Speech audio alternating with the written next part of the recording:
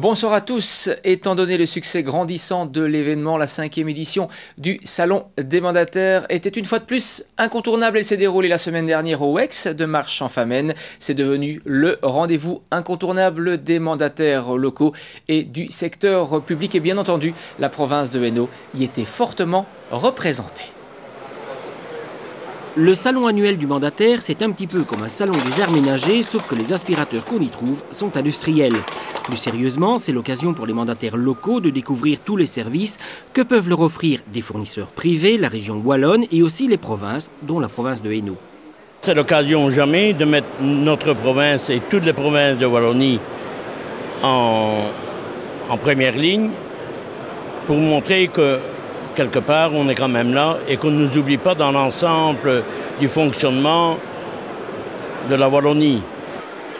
Depuis plusieurs années toutefois, il y a une grande inquiétude des pouvoirs locaux quant à leur survie, mais aussi des pouvoirs intermédiaires, les provinces, qui l'ont rappelé, si besoin était, au gouvernement wallon.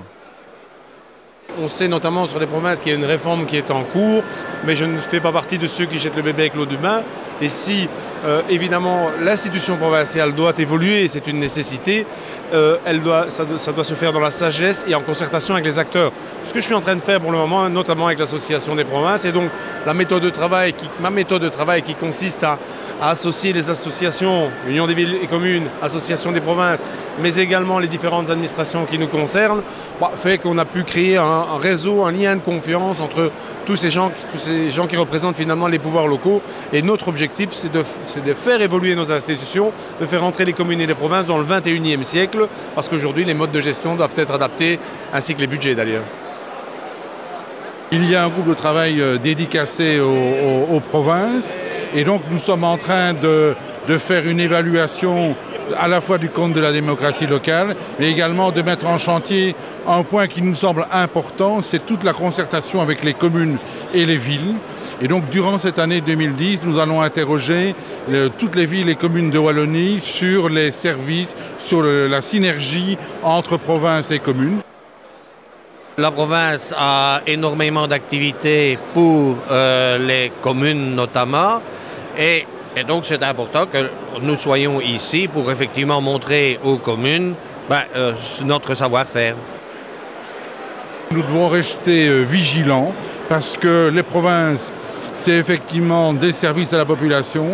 Ce sont aussi 30 000 fonctionnaires qui travaillent au quotidien. Et donc tous ces éléments nous amènent à vouloir aborder le dossier avec confiance mais vigilance. J'ai deux échéances, l'échéance 2012, c'est-à-dire que sur les notions de gouvernance et de contractualisation de certaines missions de la province vers les communes ou vers la région wallonne, il faudra qu'on puisse avancer sur cette date. Au-delà de la déclaration de politique régionale, fait état d'autres évolutions possibles de l'institution provinciale qui nécessite une révision constitutionnelle. Je ne m'y attache pas pour l'instant, il faudra sans doute y réfléchir. Je suis quelqu'un de concret, de pragmatique et donc je vais avancer sur les thèmes en tout cas qui font consensus entre mon administration, l'institution provinciale, les communes et mon cabinet. Le calendrier est important. Au-delà de la concertation avec les communes, nous aurons ensuite, au niveau de chaque collège provincial, à déterminer les pôles d'excellence dans lesquels nous souhaitons nous investir au-delà de 2012. Donc ça, c'est une étape importante, parce que des choix politiques devront être menés par les collèges, et ces choix vont orienter la législature 2012-2018. Mais au travers de ces choix, c'est également toute une réflexion sur le niveau intermédiaire.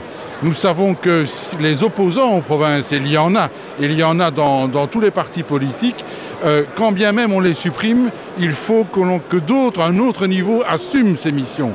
Et à cette question-là, à ce jour, personne n'y a répondu. Bref, ce n'est pas Noël pour les provinces, mais par rapport à il y a quelques mois, la situation semble s'éclaircir. C'est en tout cas le message qui court à la région wallonne.